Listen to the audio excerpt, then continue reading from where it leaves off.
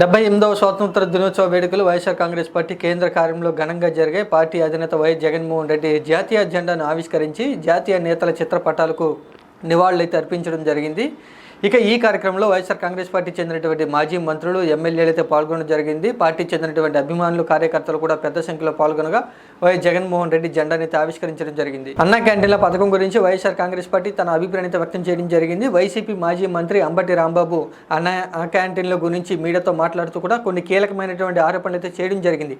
గతంలో అన్నా క్యాంటీన్ల పథకం ద్వారా అనేక కోట్ల రూపాయల అవినీతి జరిగింది, ప్రస్తుతం కూడా అవినీతి జరుగుతుంది అంటూ కూడా అంబటి రాంబాబు కొన్ని ఆరోపణలు అయితే చేయడం జరిగింది. ప్రస్తుతం 31 కోట్ల అవినీతి జరుగుతుందని, ఇంటీరియర్ల కోసమే 18 కోట్లు ఖర్చు పెడుతున్నారంటూ కూడా ఇదంతా కూడా ప్రజాధనం దుర్వినియోగం అవుతుందంటూ అంబటి రాంబాబు అయితే ఆరోపణలు చేయడం జరిగింది. మేము అన్నా క్యాంటీన్ల పథకానికి వ్యతిరేకం కాదు, ఆ పథకం ద్వారా జరుగుతున్నటువంటి ప్రభుత్వ ఖజానా దోపిడీకి మేము వ్యతిరేకం అంటూ ఆయన ఒక క్లారిటీ ఇవ్వడం జరిగింది. అన్నా క్యాంటీన్ల ద్వారా పేదలకు అన్నం పెట్టడానికి వైసీపీ పార్టీ ఏమాత్రం వ్యతిరేకత కాదు, మరికొన్ని ఇంకా పథకాలు రావాలంటూ కూడా ఆయన ఆకాంక్షించడం జరిగింది. ఇక అన్నా క్యాంటీన్లకి పార్టీ రంగులు వేసుకోవడం పట్ల అంబటి రాంబాబు అయితే తీవ్రస్థాయిలో అభ్యంతరం వ్యక్తం చేయడం జరిగింది. గతంలో సచివాలయాలకు వైసీపీ పార్టీ రంగులు వేసుకుంటుందంటూ అభ్యంతరం తెలిపినటువంటి టీడీపీ కూటమి ఇప్పుడు అన్నా క్యాంటీన్లకి పార్టీ రంగులు ఏ విధంగా వేసుకుంటున్నారంటూ కూడా అంబటి రాంబాబు ప్రశ్నించడం జరిగింది. ఆంధ్రప్రదేశ్ రాష్ట్ర ప్రభుత్వం అతి త్వరలోనే రేషన్ పంపిణీ వ్యవస్థలో భారీ మార్పులు చేసేందుకు రంగం సిద్ధం చేసుకుంటున్నట్లుగా తెలుస్తూ ఉంది. ప్రస్తుతం రాష్ట్రంలో రేషన్ పంపిణీ అనేది వాహనాల ద్వారా చేస్తూ ఉండగా ఈ రేషన్ వాహనాల గురించి అయితే ఏపీ ప్రభుత్వం మార్పు చేయాలని ఆలోచన చేస్తూ ఉంది. గతంలో పౌర సరఫరాల శాఖ మంత్రి నాదెండ్ల మనోహర్ రేషన్ పంపిణీ చేసినటువంటి వాహనాల వల్ల ఎటువంటి ఉపయోగం లేదు, వాటి స్థానంలో పెద్ద ఎత్తున అక్రమాలు జరుగుతున్నాయంటూ కూడా మంత్రి ఆరోపణలు చేసిన నేపథ్యంలో ఈ రేషన్ వాహనాలను ప్రభుత్వం తొలగించాలని ఒక తుది నిర్ణయానికి వచ్చినట్లుగా తెలుస్తుంది. దీనికి సంబంధించి అతి త్వరలోనే అధికారిక ప్రకటన విడుదల చేయబోతున్నట్లుగా తెలుస్తుంది.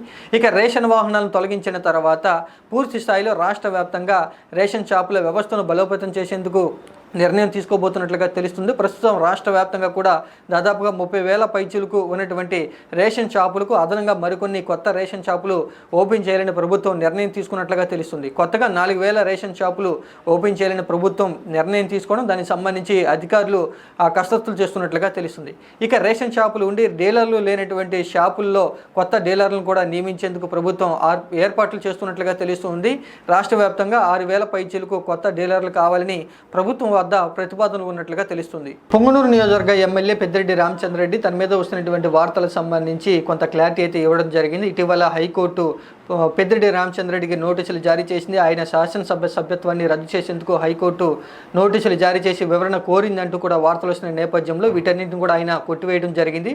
తన మీద అసత్య కథనాలు ప్రసారం చేస్తున్నారని, వారి మీద ఆగ్రహాన్ని వ్యక్తం చేస్తూ అతి త్వరలోనే వారి మీద పరువు నష్ట దావా వేస్తానంటూ కూడా ఈ సందర్భంగా పెద్దిరెడ్డి రామచంద్రరెడ్డి అయితే తెలియజేయడం జరిగింది. ఇక కోర్టు ద్వారా తనకు ఎటువంటి నోటీసులు అందలేదని, ఒకవేళ నోటీసులు అందితే ఖచ్చితంగా వాటికి స్పందించి న్యాయ సలహాలు పాటించిన తర్వాత కోర్టుకి అన్ని వివరాలు అందిస్తానంటూ కూడా పెద్దిరెడ్డి రామచంద్రరెడ్డి ఒక క్లారిటీ అయితే ఇవ్వడం జరిగింది.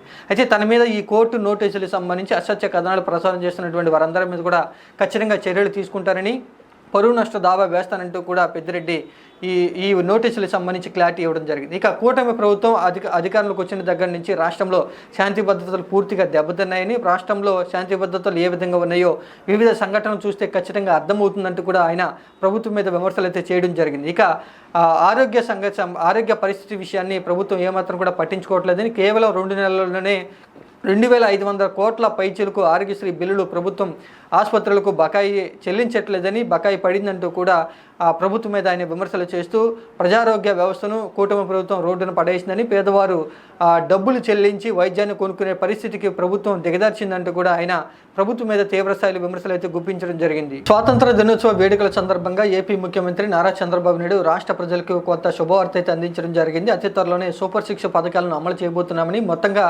120 పైచీలకు సంక్షేమ పథకాలను రాష్ట్రంలో అమలు చేయబోతున్నామంటూ ముఖ్యమంత్రి అయితే ఈ సందర్భంగా రాష్ట్ర ప్రజలకు తెలియజేయడం జరిగింది.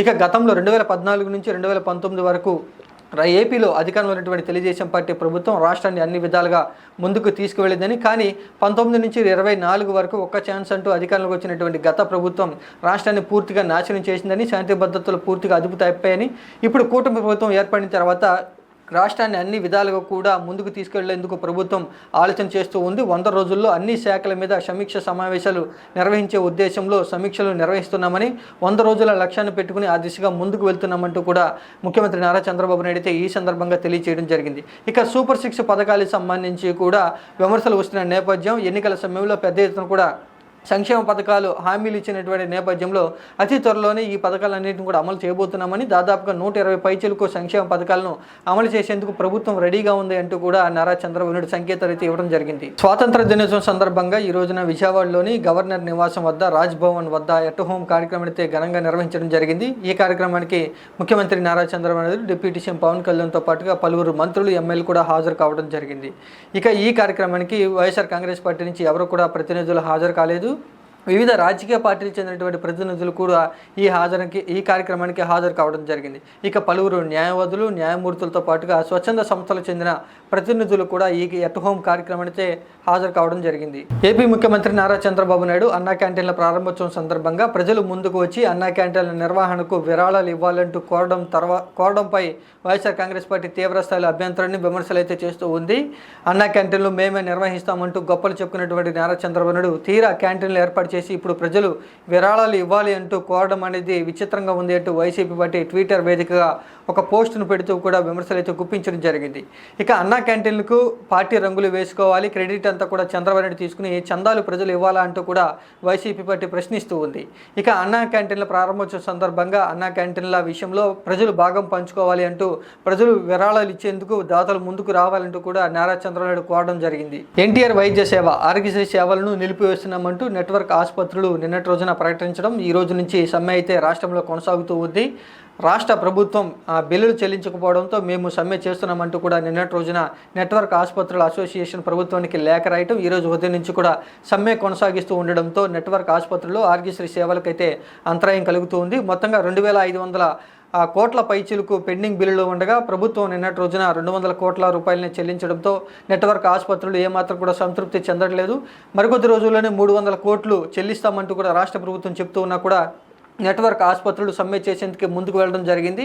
ఇక ఈ సమ్మె కొనసాగుతూ ఉండడంతో ఈరోజు ఉదయం నుంచి కూడా ఆరోగ్యశ్రీ నెట్వర్క్ ఆసుపత్రుల్లో సమ్మె అయితే కొనసాగుతూ ఉంది. రోగులు కూడా ఇబ్బంది పడుతున్న పరిస్థితులు అయితే రాష్ట్రంలో కొనసాగుతున్నాయి. ఇక ఆరోగ్యశ్రీ సేవలు రాష్ట్ర వ్యాప్తంగా కూడా నెట్వర్క్ ఆసుపత్రుల్లో నిలిపివేయడం పట్ల వైఎస్ఆర్ కాంగ్రెస్ పార్టీ తీవ్రస్థాయిలో అభ్యంతరం తెలుపుతూ ఉంది. ప్రభుత్వం ఏమాత్రం కూడా ఆరోగ్యశ్రీని పట్టించుకోకుండా నీరుగార్చే ప్రయత్నం చేస్తుందంటూ వైసీపీ పార్టీ విమర్శలు చేస్తూ ఉంటే, గత వైసీపీ పార్టీ ప్రభుత్వ హయాంలో బిల్లును పెద్ద ఎత్తున కూడా పెండింగ్లో పెట్టారు కాబట్టి ఇప్పుడు ఈ నెట్వర్క్ ఆసుపత్రులు సమ్మె కొనసాగిస్తున్నాయంటూ కూటమి పార్టీలు అయితే విమర్శలు చేస్తున్నాయి. ఆరోగ్యశ్రీని గత వైఎస్ఆర్ కాంగ్రెస్ పార్టీ ప్రభుత్వ హయాంలో పూర్తి స్థాయిలో నీరుగార్చారు. అలాగే వైసీపీ పార్టీని కాంగ్రెస్ పార్టీలో విలీనం చేస్తే మాకు ఎటువంటి అభ్యంతరం లేదంటూ షర్మిల చేసినటువంటి వ్యాఖ్యల గురించి వైఎస్ఆర్ కాంగ్రెస్ పార్టీ ఎమ్మెల్సీ వరదు కళ్యాణ్ అయితే తీవ్రస్థాయిలో తప్పుపట్టడం జరిగింది.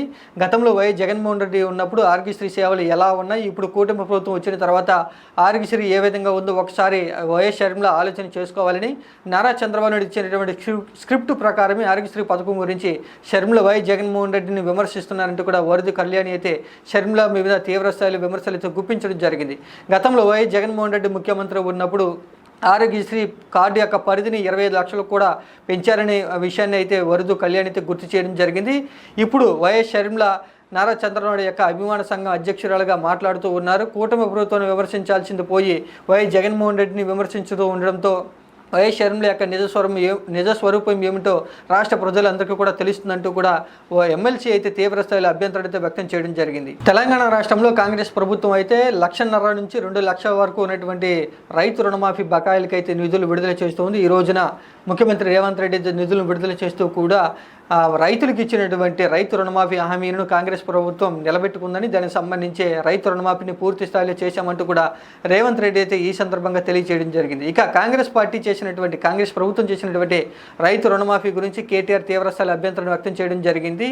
ఎక్కడ పూర్తిగా రుణమాఫీ అయిందో ప్రభుత్వం తెలియజేయాలంటూ కూడా కేటీఆర్ ఘాటు విమర్శలు అయితే గుప్పించడం జరిగింది. ఇక పార్టీ నుంచి వలస వెళ్ళినటువంటి ఫిరాయించినటువంటి ఎమ్మెల్యేల గురించి కూడా కేటీఆర్ అయితే తీవ్రస్థాయిలో కొన్ని ఆసక్తికరమైనటువంటి వ్యాఖ్యలు అయితే చేయడం జరిగింది. అతి త్వరలోనే తెలంగాణ రాష్ట్రంలో స్టేషన్ గన్పూర్ నియోజకవర్గానికి ఉప ఎన్నికలు రాబోతున్నాయని, అక్కడ బీఆర్ఎస్ పార్టీ అభ్యర్థి గెలవబోతున్నారు. అలాగే మిగిలినటువంటి 3 నియోజకవర్గాలకు సంబంధించి కూడా హైకోర్టులో అతి త్వరలోనే తీర్పు రాబోతుంది. ఆ 3 నియోజకవర్గాల్లో కూడా ఉప ఎన్నికలు వచ్చే అవకాశం ఉంది అంటూ కూడా కేటీఆర్ ఆశాభావాన్ని వ్యక్తం చేయడం జరిగింది. ఇక రుణమాఫీ చేస్తే గనక ఖచ్చితంగా నేను రాజీనామా చేస్తానంటూ కూడా హరీష్ రావు చేసినటువంటి సవాల్ విషయం గురించి కూడా కాంగ్రెస్ పార్టీ నేతలు అయితే ప్రశ్నిస్తూ ఉన్నారు. ఇక రైతు రుణమాఫీ పూర్తిగా కాంగ్రెస్ ప్రభుత్వం చేసింది కాబట్టి హరీష్ రావు తన యొక్క పదవికి రాజీనామా చేయాలని, రాజీనామా చేయకపోతే కనుక ముక్కును నేలకు రాయాలంటూ కూడా కాంగ్రెస్ పార్టీ నేతలైతే హరీష్ రావుని అయితే ప్రశ్నిస్తూ ఉన్నారు.